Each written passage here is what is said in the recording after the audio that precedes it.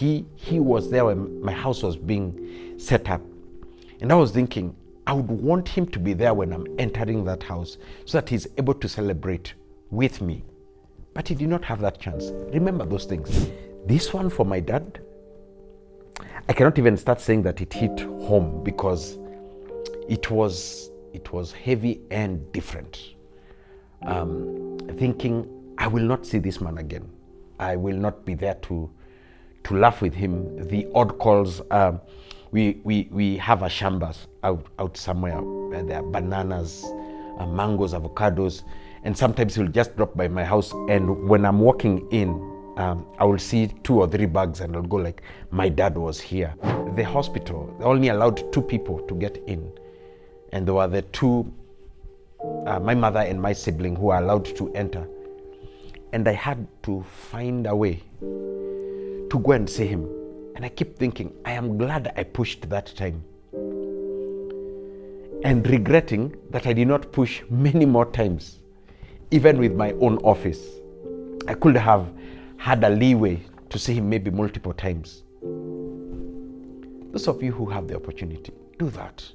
Do that. Repair things that need to be repaired. This is the Unapologetic Mic, where unspoken words finally find a voice.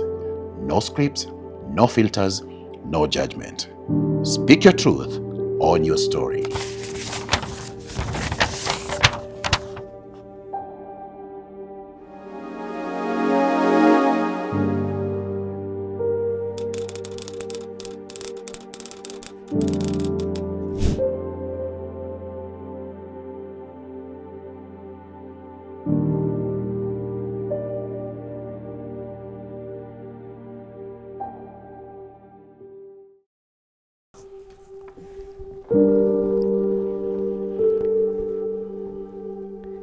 Dear Dad,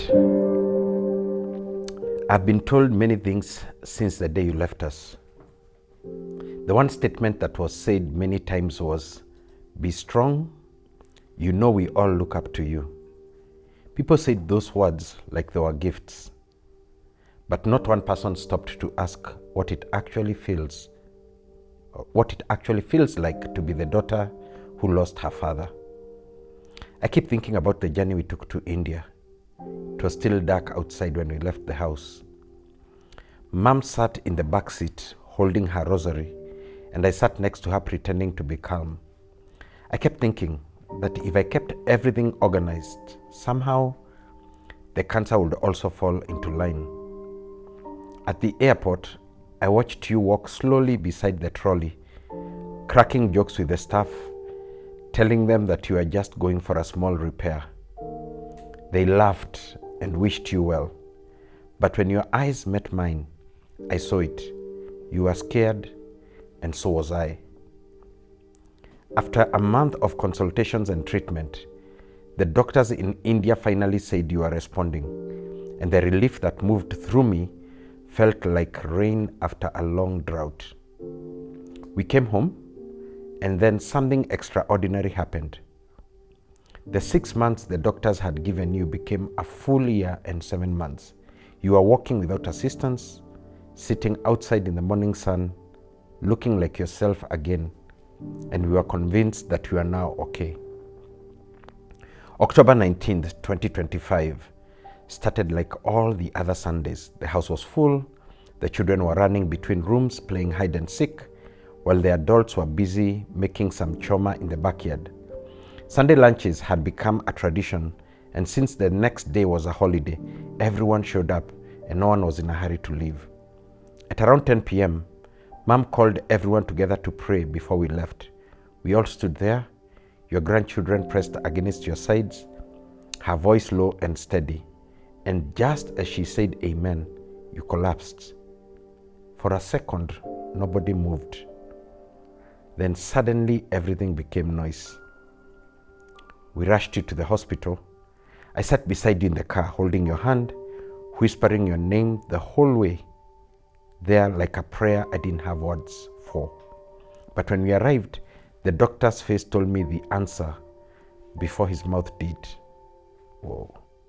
After everything, after all the hope, you are gone. And that is when the firstborn daughter in me simply took over. I made the phone calls. I stood beside mom.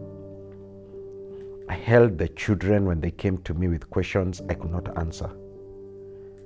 At your funeral, I stood with dry eyes while people whispered I wasn't emotional enough. They did not know that every tear I wanted to cry got swallowed by another decision that had to be made. I was not heartless. I was just busy being the daughter who had to hold everyone else together. Now the house is quiet. The visitors have gone. Life has moved forward the way it must.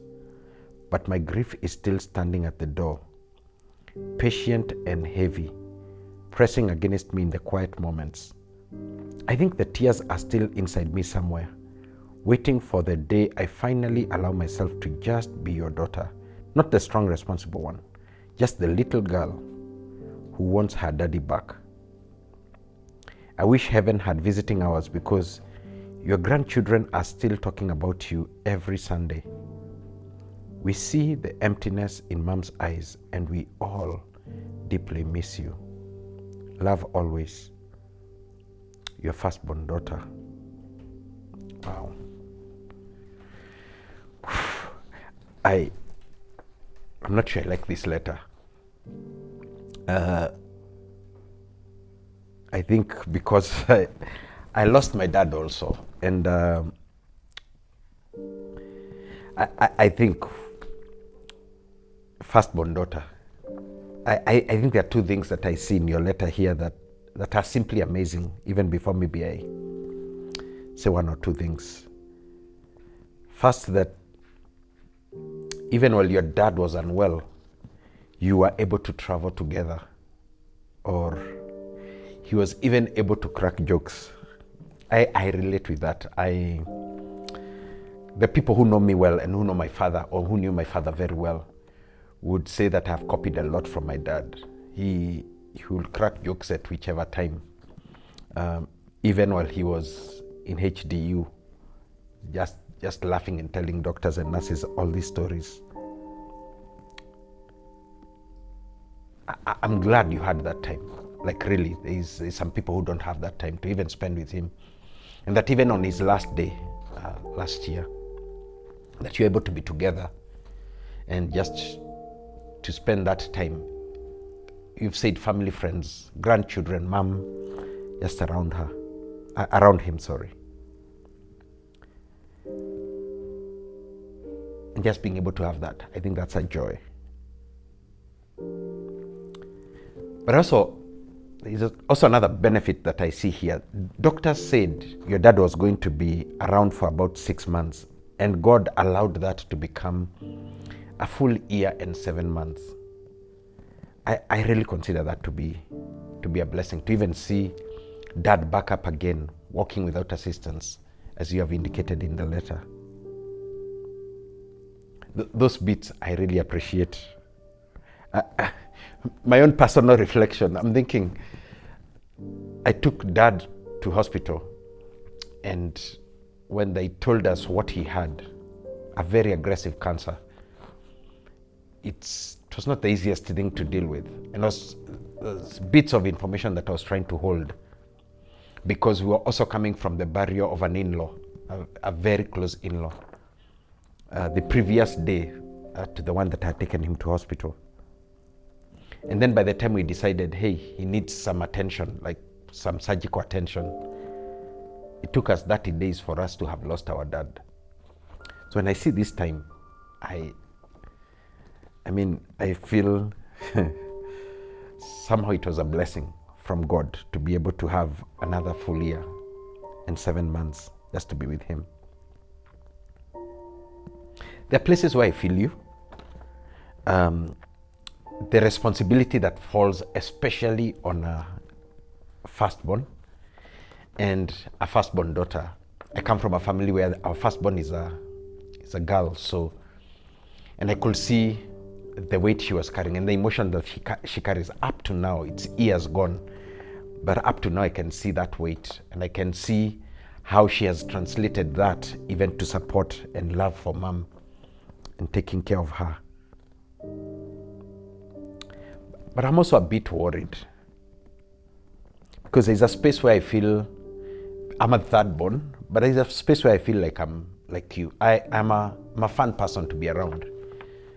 And so I hold back my emotions. I process things. One of the benefits that I had while we were processing the loss of my dad was an older lady, a friend to our family, who came and really insisted to me that my father had passed. I was wondering, what is wrong with you? That's already a fact. But she kept pushing it. And to the point where she pointed out, you people have never lost a significant person in your family. And I was thinking, what is wrong with this person? Just move away from me. I don't want to talk to you. And I remember when I expressed those words and went like, hey, I really don't want to talk about this. And she followed me around the house and she said, your father is no longer here. And that is when I actually started crying while shouting. Because I was like, Nyondoke, like move. I really don't want this. And I allowed it to come out. But I'm not sure I allowed it to come out is the right word. It came out, okay? And then after about half an hour, sitting somewhere isolated and she's there just telling me, let it out, let it out, let it out. I just had that moment. And then got back to my traditional personality. My younger brother held it in till the day we had a memorial for our father. And I think for us, we were praying that one of these days it just comes out. And while he was giving his tribute to our father, it came out.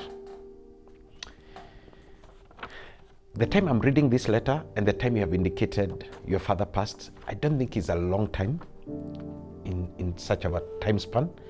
I still think that you have good time of which to remember your dad. And maybe to yield yourself to a space where you say, I don't want to be strong.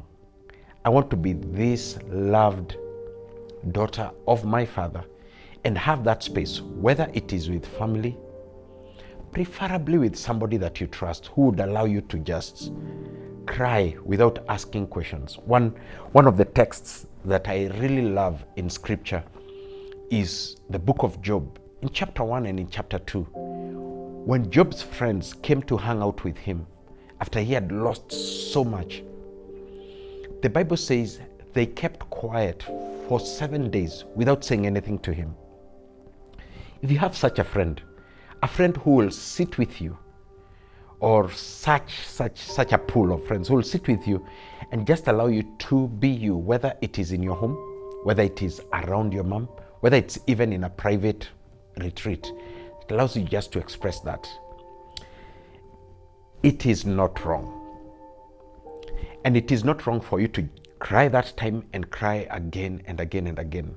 I have had this habit. We just had the 5th year of the anniversary of our dad, and he's resting. And I've had this habit of posting that we miss him, because I do miss him. He was an important man to us. He loved us. He cared for us. We are as dark as he was. Our knuckles look like his knuckles. Our kids have his forehead. The memory is there persistently. So don't just allow your tears to come out once. And I pray that they do come, even multiple times. It's not a sign of weakness. I really believe it's not a sign of weakness. I think it's a sign of love. I think you need to yield to the fact that I know I am basically strong, but I need to yield responsibilities and show my love and my emotion. On one end, it's actually a good physical thing for you. Grief held within, tears held within, without being allowed to express themselves, can also be damaging to your own physical, not just to your own emotional health, but also to your own physical health. And I pray that you do get that particular moment. I think 2 or 3 things in reflection to this, and maybe to people who could be going through such stuff. The remembrance of a person that you loved is a value. It's not a loss, it's a value. If your dad was good, if the person that you have lost was good, take even a diary. I don't know how to naturally write. I know how to naturally talk. And I will sit with someone and tell them, this is who they were to me. This was the benefit. This was the blessing. This is what I miss about that particular individual. This is what I cared about. This is a connection that I had.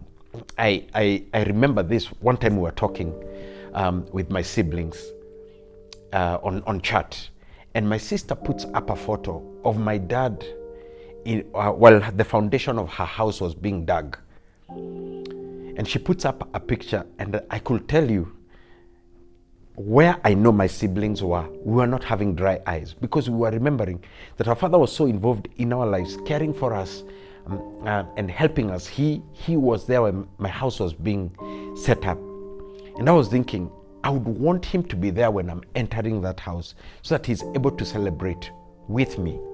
But he did not have that chance. Remember those things. They are beautiful things to remember. They are beautiful things to remember. When I turned 40, that man came looking for me and gave me an amount of money that was similar to the age that I was turning. Not 40 bob. In multiples of thousands. I will not say how many, but give me such an amount, and then he tells me, happy birthday, sings to me that you were born in a zoo, something that he did every year of our birth. I miss that whenever I have my birthday. Remember those things. They're important, and they help you relive life and how it is that you had time with your dad. The second one I would say is spend time, prepare some time with your family to actually talk about a few memorable times that you had even as a family. Laugh about them, cry about them, make something that possibly he used to make. Slaughter a goat around where he used to slaughter a goat. I mean, do something that your dad will do. Let that memory live alive in you. Right now, I know there is the desire that if heaven had visiting hours, would be able maybe to come and visit and be able to see you. I think that creating such moments with family are good visiting moments where you can be able to now visit with your parent or with your dad in this particular case over what it is that you had with him. One blessing that I see here, and I think I alluded to it, was the time spent with your dad, even accompanying him on such a trip, holding his hand, talking with him, being there on the day that he passed, actually present in the room at the moment that he passed, heading him to the hospital and being part of it. I tried to imagine if that was not the reason, or that was not the space that God had given you. I mean, looking through this letter and being the girl that you are and being the kind of responsible person that you are, I tried to imagine if that was not the case. I think there's a place to be thankful and to see how that worked out. There's some of us who, when such moments happen, our practical sense kicks in. Now, in my vocation, that has kicked in so many times for other people. Somebody will call me and tell me, my parent has passed, my spouse has passed, my child or something. And the practical sense in me kicks on. Where are we taking the body? What date would we like to bury? Who is going to be part of this in terms of preparing and guiding us over how we'll prepare? Sometimes those practical senses kick in. Now, we are talking about this in the past. I wish we were talking about it when it had just happened, because I would have prayed that there would have been somebody to relieve you of such and allow you to be able to step into a space where maybe you're hanging out with your mother or with your siblings or with your children and being able to console them and be able to be consoled together with them. But that is now in the past. I wish there is a way you can step from that responsible place, not to leave things that need to be done. Those ones must be done. But to go like, I am a daughter, I am loved. And I need to step down from a place where I think I am a servant, and see yourself as a child, as a daughter, as a son. Having said that, I also come from a background where I also believe in pastoral, spiritual, if I would say it that way, spiritual counseling, and even professional counseling. Sometimes when we are grieving, we think that we have processed something. And sometimes it's good to sit with somebody who might spiritually guide you so that you're able to process the emotion out, or who might even psychologically counsel with you. There are professionals who are there, and not at very high fees, who are able to help you process, maybe through 2 or 3 sessions, so that it gets out of you, and that you are able to get yourself healed, both in your emotional and in your physical sense. Those of us, maybe who have our parents around, can I encourage you,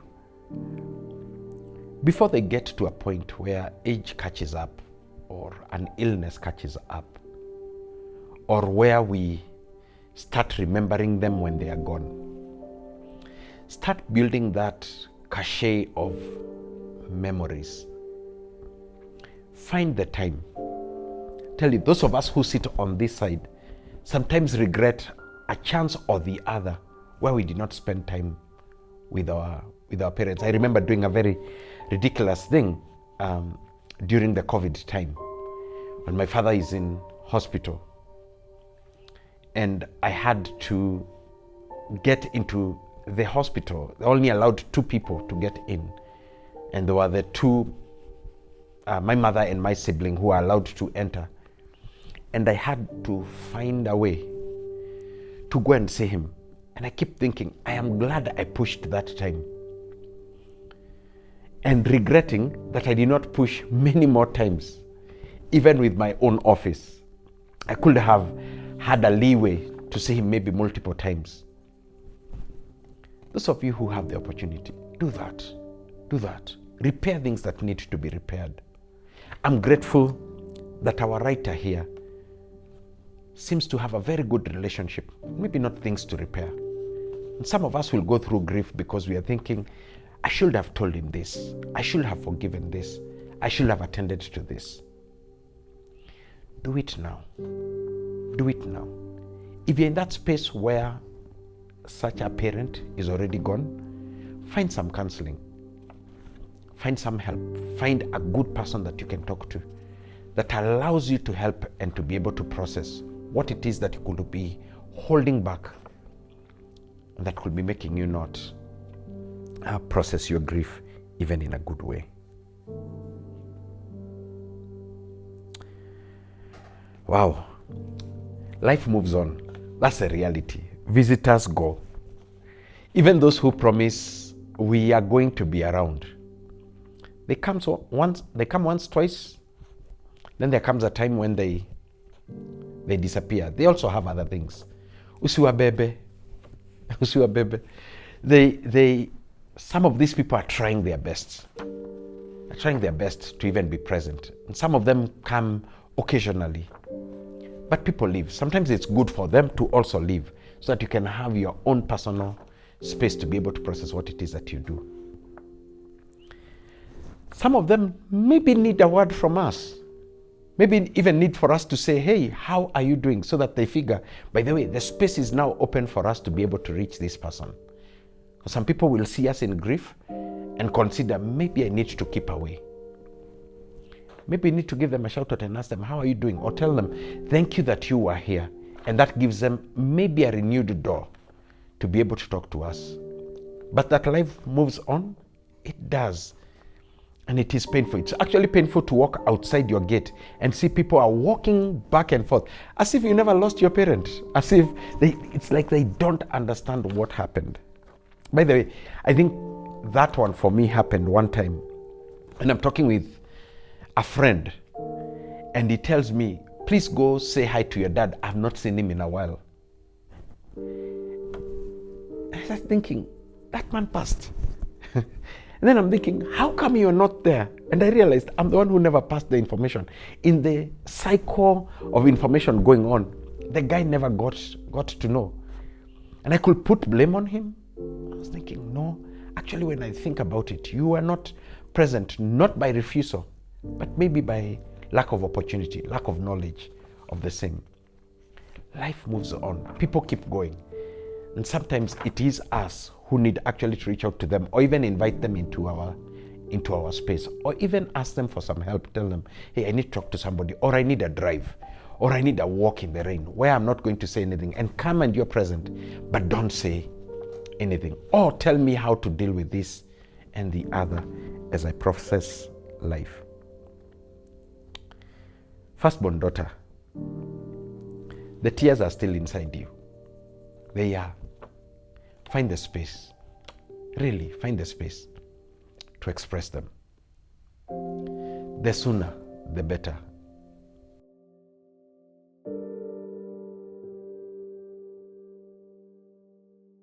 Now, for us, we've had a very, as a family, we've had a very close family, well-knit. And I think I've been in that space where, because of my vocation, where I've spent a lot of time with people, supporting them, standing with them, even burying their loved ones. As recently as a month ago, I was with a friend who lost their dad, and looking at him taking a whole shovel to start putting soil after the family had done their part and other people had done their part, and then the crowd comes in, and instead of him departing from the place, he actually takes a shovel and continues. And that was with him. I've done that a lot. I've been there when my own spouse lost the dad, and a sister also that passed on, and hung out with them. This one for my dad, I cannot even start saying that it hit home, because it was heavy and different. Thinking, I will not see this man again. I will not be there to laugh with him. The odd calls, we have a shambas out somewhere where there are bananas, mangoes, avocados, and sometimes he'll just drop by my house, and when I'm walking in, I will see 2 or 3 bags, and I'll go like, my dad was here, or see him in traffic and honk at him, and he always looked forward when he was driving, look at him and go like, that's where he is, I'm hoping he's fine, and all this kind of stuff, knowing that he's not going to be present, knowing that I cannot go to him for counsel. I think about 2 years ago, I've gone through a certain upsetting of my own world, and wondering, where is my dad, and what would he have said if I was in this particular place. The thing for me that has helped me is to know that there are people and there are tools that can help me, and going to those people and going to those tools, it's not an easy surrender, because sometimes I wanted to sit with the fact that my dad is no longer there, or what I have lost is no longer there. And I want to sit and comfort myself with the fact that it is no longer there. But at some point, you need to adjust.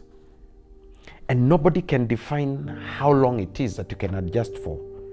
I've been with some people that I see them, it's like they have had this loss and this loss. It's like they adjust very easily. It's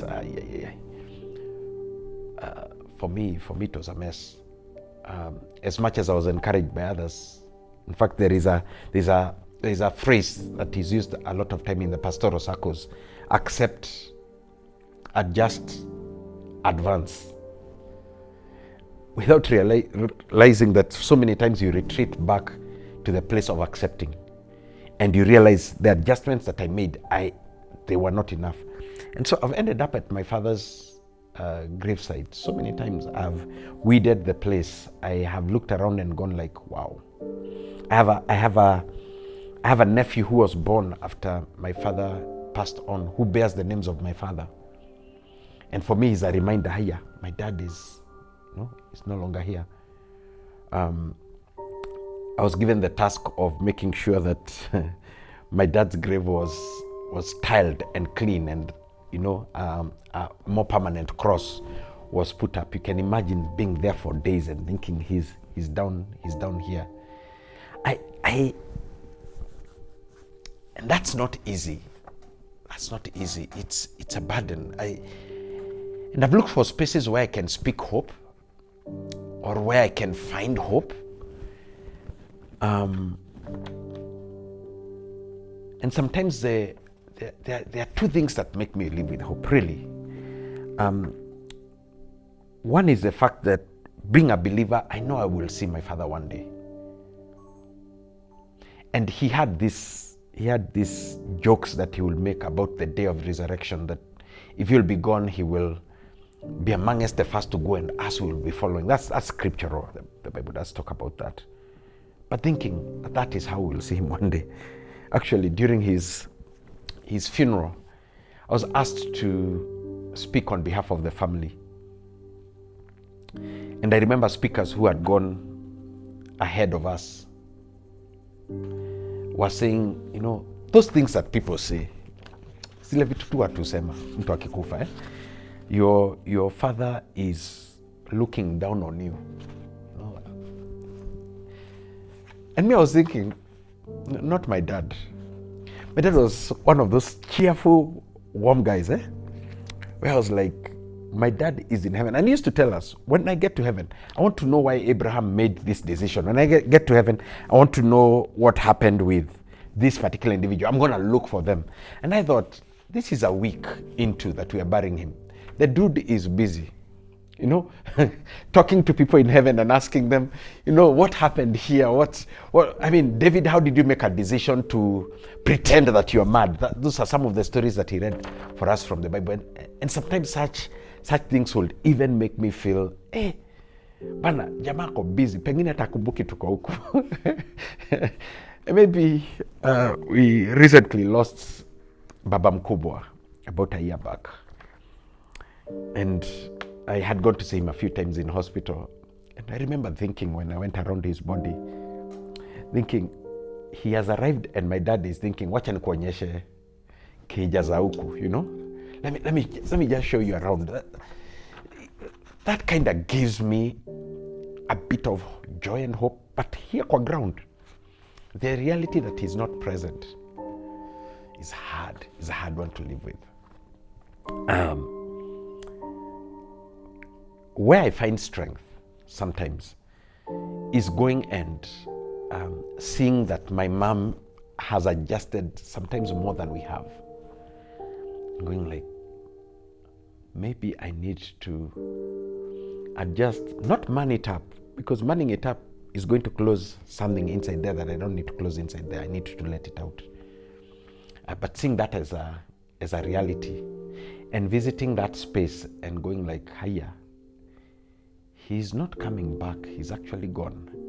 And allowing myself to feel that, but also asking what values, what things did he want us to live up to, and how can I live up to those, is something that gives me strength on this particular journey.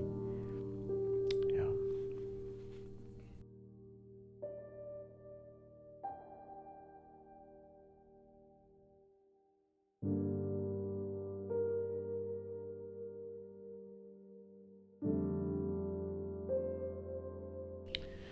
Whoa, that's a difficult one. First, because he's not here. So I know I'm talking to the camera and knowing he's not here. But Dad, there's a few things that I would want to tell you. First, these grandchildren that you left are growing taller than us. I know I'm taller than you were, but they're going past us. But there's something that you used to say, your height pia iko guide, so that it's not just physical, it's also in terms of your vision and where it is that you're going. I'm really believing that they're going to do very, very well. These people miss you, but I believe that they're going to do really, really well. We moved into the compound. We are now close to Mom. We take care of her. This morning, I have talked to her twice. We were checking on something. So I know that she's okay. I know her house is in order. We are able to keep close and take care of those things, including the car that you left. Tumehakikisha iko sawa. Actually, I need to check on a tire on it that she mentioned yesterday. But I know that things are okay that way. We are holding on to the faith that you taught us and that you helped us to be part of. We are holding on to that. And the boys named after you are doing well. We are teaching them the values that you taught us, and we are praying that they will become maybe 50%, maybe a higher percentage of the man that you are for us. Hey, Nakumis, I think I need to say that, and I do wish you are here for this particular birthday this year, because I think it's a significant one. I know you'd have loved it, and I know you'd have given me cash.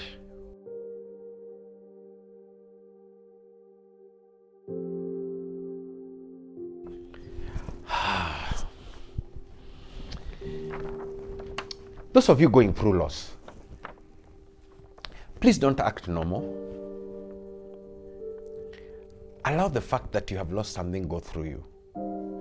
Could be something as simple as the rains that we are having right now, and you've lost your vehicle, or you've lost your job, or you've lost your own house and maybe particular items. When you go through a loss, please process it. Please process it. Don't hold it in. It doesn't mean that you stay down, okay? But please process it in your journal, or wherever it is that you note. Just say, I can actually see how this has happened for me. But also don't stay down. Find strength. There are people around you. There is hope around you. There is a God who is not only above you, but around you, that will help you pick this up and be able even to build a life. Always have a BC and an AD. That this was before stuff happened, and this is after the stuff happened, so that you are able to progress with life. Don't allow yourself to be put so much down. If you are down, there is help around you. And if your friends are not sufficiently at that stage, you can find help, especially with professional counseling. And if professional counseling is outside your reach, I am sure that there are some very good churches and some very good pastors who can be able to counsel you and help you actually rise up from where it is that you are. At the very least, get your story heard.